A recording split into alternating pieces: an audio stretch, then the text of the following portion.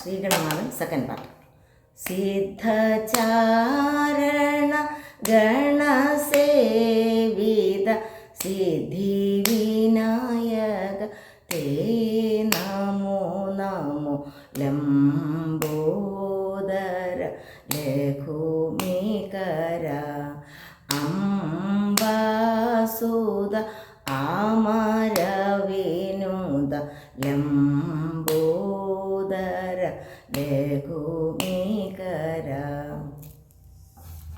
അപ്പോൾ ആദ്യത്തത് മാ പദ സാരി രീ സാദ പ മാ പ രേ മാ പദ മാ പ ധ പ മാ ഗരി സ സരി മാ ഗരി സരി ഗരി സ. ഇതാണ് സിദ്ധചാരണയുടെ സ്വരം.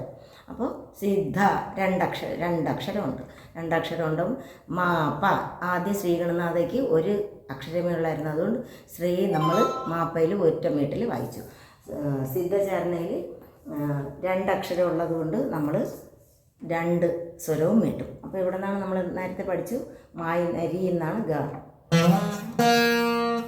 സിദ്ധ ച ദാ വലിച്ച് മീട്ടിയിട്ട് സായിലോട്ട് പോകണം. അവിടെ പിന്നെ സായ്ക്ക് മീട്ടില്ല. ച രണ സാരി ഒന്നുകൂടെ.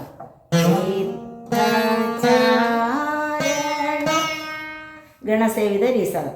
ഗണസേ സേ ഒരക്ഷരമേ ഉള്ളൂ, ദാപ്പയുള്ളൂ. പക്ഷെ ദാ വായിക്കുക പ. ഗീത മാ പ സേ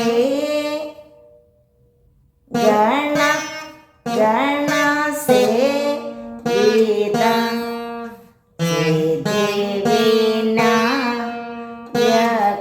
നമ്മൾ ദായോടെ വായിക്കും, പായിൽ തന്നെ വായിക്കണം. ചെറുതായിട്ട് വലിച്ചാൽ മതി, കൂടുതൽ വലിച്ചാൽ വലിയതായി ആയിപ്പോൾ.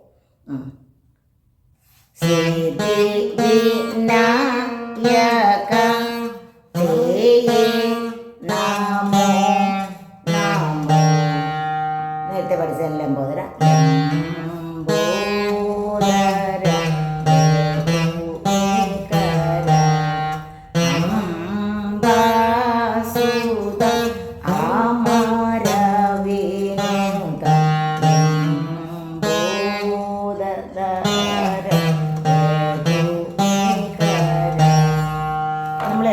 പാട്ട് പാടുമ്പം എങ്ങനെ ബീറ്റ് ചെയ്യും അവിടെയൊക്കെയാണ് നമുക്ക് താളം വയ്ക്കുക. അപ്പോൾ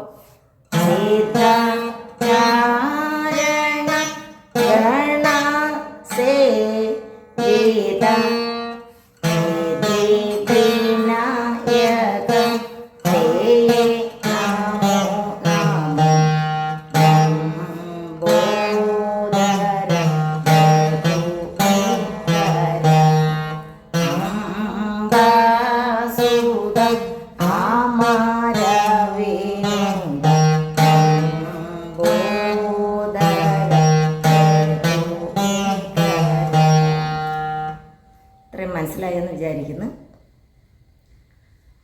അപ്പോൾ ഇത് ശ്രീഗണനാഥയുടെ സെക്കൻഡ് പാർട്ടാണ്. അതിൽ നമ്മൾ ശ്രീഗണനാഥയും ഇതും തമ്മിലുള്ള വ്യത്യാസം, ശ്രീഗണനാഥയുടെ മാപ്പ 1 മീറ്ററുള്ളായിരുന്നു, സിദ്ധചാരണയ്ക്ക് മാപ്പ 2 മീറ്ററുണ്ട്. പിന്നെ ചാ ദാ വലിക്കുമ്പോൾ ദലിച്ച് സായിലേക്ക് പോകുമ്പോൾ 1 മീറ്റേ ഉള്ളൂ. രീസ ദാപ്പയ്ക്ക് 1 മീറ്റേ ഉള്ളൂ. നേരത്തെ ശ്രീഗണനാഥയ്ക്ക് അവസാനത്തെ രീ മീട്ടൂലായിരുന്നു. കാരണം എന്താണെന്ന് വെച്ചാൽ അവിടെ ഒരു ആകാരമായിരുന്നു, ഇവിടെ മീട്ടും. ഇത്രയാണ് വ്യത്യാസമുള്ളത്. ഇത് മനസ്സിലായെന്ന് വിചാരിക്കുന്നു.